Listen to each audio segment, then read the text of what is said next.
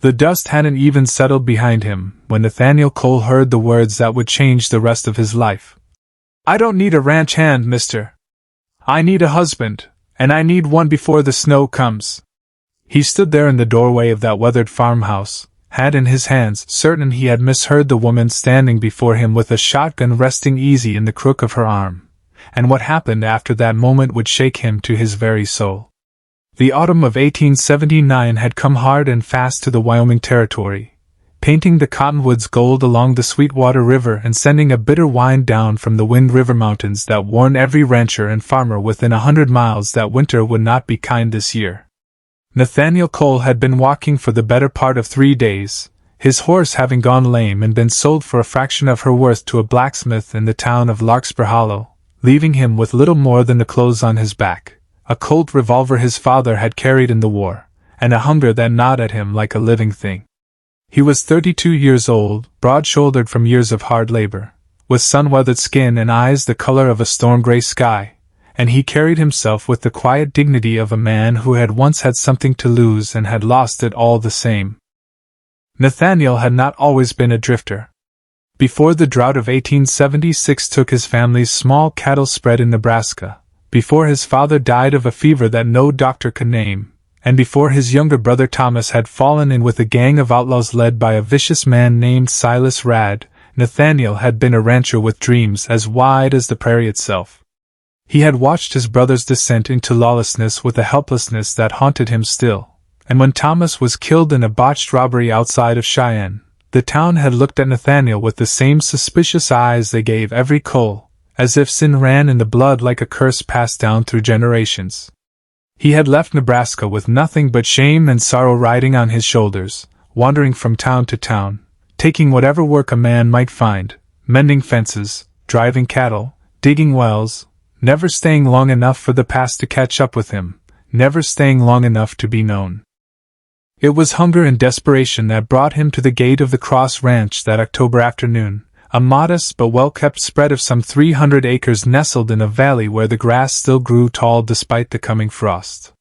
He had heard in town that the widow who ran it was looking for help, and so he had walked the last 6 miles on blistered feet, praying to a God he had not spoken to honestly in years that there might be work, and perhaps a meal, waiting for him at the end of the road.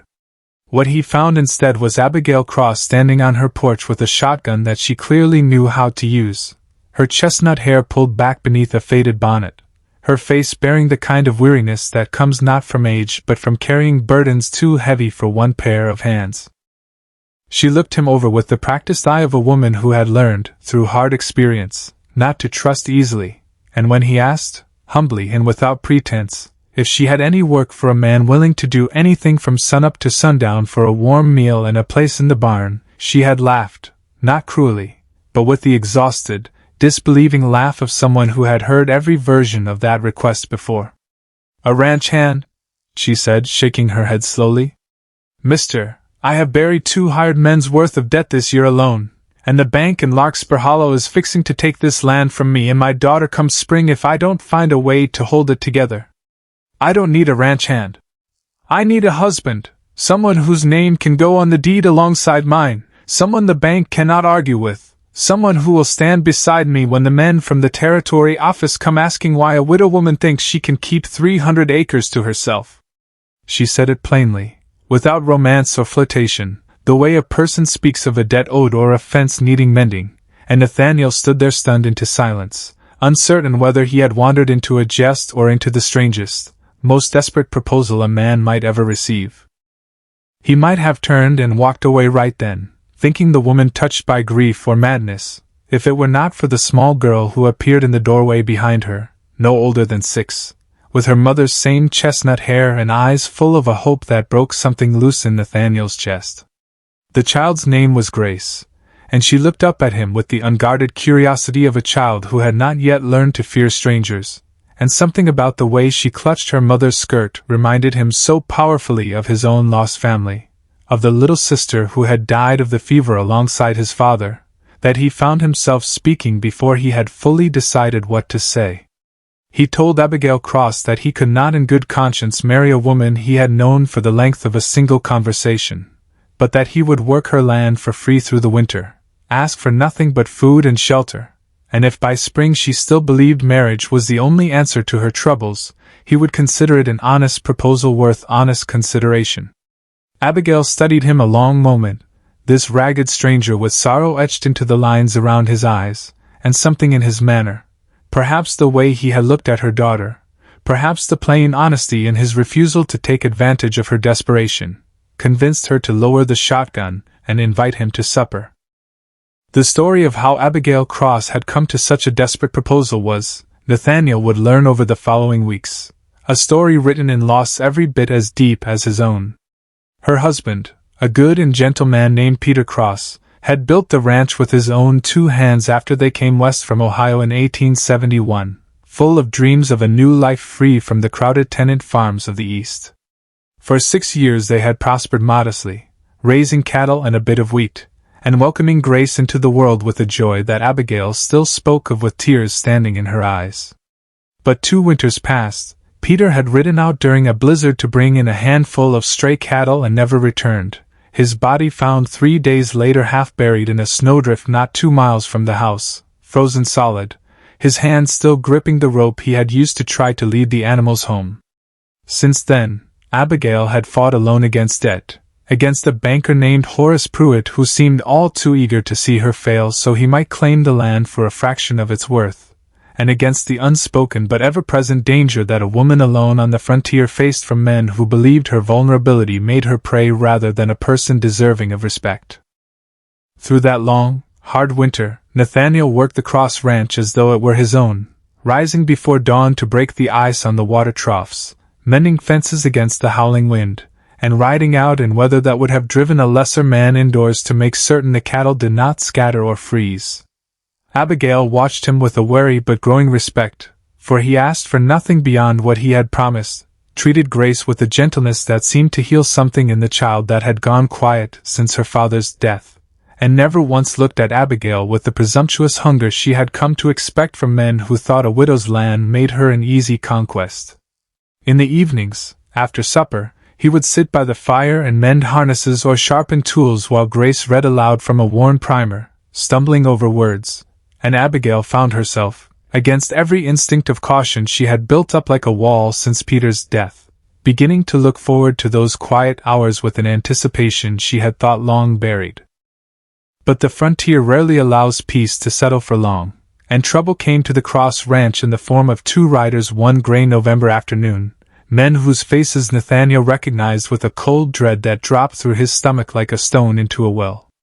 They were members of Silas Radd's gang, the same outlaws who had led his brother Thomas to his death, and their presence in the valley could mean nothing good. The taller of the 2, a scarred man named Jesse Pike, rode up to the porch with the casual arrogance of a man accustomed to taking whatever he pleased, and informed Abigail, with a smile that did not reach his cold eyes, that Mr. Pruitt at the bank had hired them to make certain the widow Cross understood the wisdom of selling her land before winter made travel difficult, and that accidents, fires, spooked cattle, a house left unguarded, had a way of happening to folks who did not see reason. Nathaniel stepped forward then, placing himself between the outlaws and the porch where Abigail stood with Grace pulled close against her skirts, and something in his stance, some coiled readiness that spoke of a man who had seen violence before and was not afraid of it now, made Jesse Pike's smile falter just slightly before he and his companion turned their horses and rode off, promising they would return. That night, after Grace had been put to bed, Abigail asked Nathaniel directly whether he had known those men, and he could not bring himself to lie to her. He told her everything, about his brother Thomas, about Silas Radd's gang, about the shame that had driven him from Nebraska and kept him wandering ever since, afraid that his family's sin had marked him forever in the eyes of decent folk. He expected her to ask him to leave, to tell him that a man with an outlaw's blood connections had no place near her daughter, and he had already begun, in his heart, to prepare for the familiar sting of rejection. Instead, Abigail reached across the small distance between them and took his rough, work-worn hand in hers, and told him that she had buried a husband who died doing right by his family, and that she would rather stand beside a man who carried his brother's sins with sorrow and tried each day to do better than beside a man who had never been tested at all. It was in that moment, with the fire casting long shadows across the cabin walls and the wind moaning outside like some restless spirit of the plains, that Nathaniel understood he had found something he had not even known he was searching for, not merely a place to belong, but a person who saw the whole of him, the failures and the striving both, and chose him anyway. The weeks that followed brought attention to the valley that thickened like storm clouds building over the mountains. Word came from town that Horace Pruitt had grown impatient, calling in the note on Abigail's land earlier than the agreement allowed, claiming a technicality in the paperwork that no honest banker would have pursued against a grieving widow. Nathaniel rode into Larkspur Hollow to speak with the town's sheriff, a steady, graying man named Elijah Marsh who had known Peter Cross and thought well of him, and though Marsh could do little about a banker's legal maneuvering, he agreed to keep a watchful eye and deputized Nathaniel temporarily should trouble arise, for he recognized in this quiet stranger the bearing of a man who would not run from a fight that needed fighting. It was in town, too, that Nathaniel learned Silas Radd himself had been seen in the territory, drawn perhaps by Pruitt's money or perhaps by some darker design of his own, and the knowledge settled over Nathaniel like a shadow he could not outrun, for Radd was the very man responsible for leading his brother into the grave, and some part of him understood that a reckoning was coming that could not be avoided. That reckoning arrived on a night when the first true snow of the season began to fall, soft and silent, transforming the valley into a hushed world of white. Nathaniel had gone out to check on the cattle one final time before the storm worsened when he heard the unmistakable sound of riders approaching the house, and through the swirling snow he made out the shapes of 4 men, Silas Radd among them, dismounting near the porch where Abigail stood with a lantern raised against the darkness, Grace hidden safely inside behind a barred door. Radd's voice, when he spoke, carried the same cruel amusement Nathaniel remembered from years past, informing Abigail that her refusal to sell had cost her dearly, and that tonight the matter would be settled once and for all, one way or another. Nathaniel came around the barn at a dead run, revolver drawn, placing himself once more between danger and the family he had come to love more fiercely than he had thought himself capable of loving anything again, and when Silas Radd turned and recognized him, recognized the face that so resembled the young man he had once led to ruin, something like surprise, and then contempt, flickered across the outlaw's scarred features. What followed was a confrontation that Nathaniel would remember for the rest of his days, not merely for its danger but for what it revealed within himself. Radd taunted him about his brother's death, tried to goad him into a reckless shot in the darkness and the snow, but Nathaniel held steady, his voice carrying clear and firm across the yard as he told Radd that he would not let this family suffer the way his own had suffered, that whatever debt of blood existed between them would not be paid with Abigail's or Grace's lives. It was Sheriff Marsh, alerted by a ranch hand from a neighboring spread who had seen the riders pass and ridden hard for town, who arrived with 3 deputies just as tensions reached their breaking point, the sight of lawmen emerging from the snowstorm enough to send Radd's men scattering into the night, though Radd himself was captured. His years of terrorizing the territory finally brought to an end in a Wyoming snowbank outside the home of a widow he had underestimated. In the chaos, it was later discovered that Horace Pruitt's dealings with the outlaw gang constituted a crime severe enough to see him removed from his position and the fraudulent note against the Cross Ranch declared void, the land secured once and for all in Abigail's name, free and clear. In the quiet that followed that harrowing night, as the snow continued to fall gently over a valley finally at peace, Nathaniel Cole understood that he had been given something he had not dared hope for since the day his family fell apart. A second chance, not merely at safety or shelter, but at love, at belonging. At proving that a man's worth was not determined by his brother's failures but by the choices he made with his own 2 hands and his own steady heart.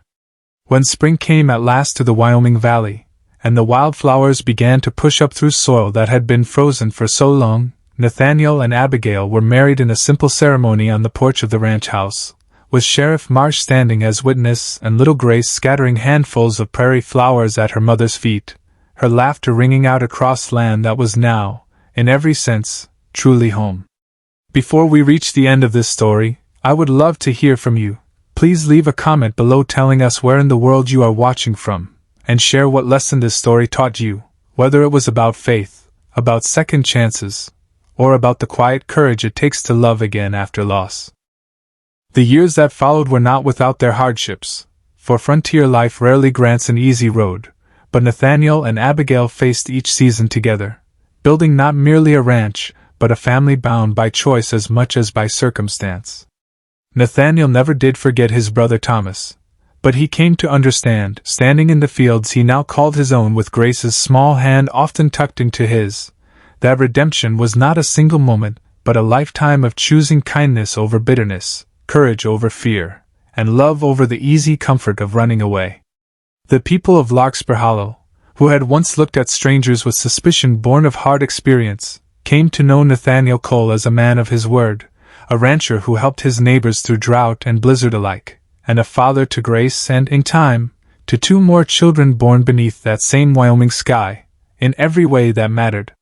If this story touched your heart even a little, if it reminded you that kindness can change a life and that faith can carry us through our darkest winters, please take a moment to like this video, share it with someone who needs to hear that second chances are real, leave your thoughts in the comments below, and subscribe so you never miss another story of hope, courage, and redemption from the Old West.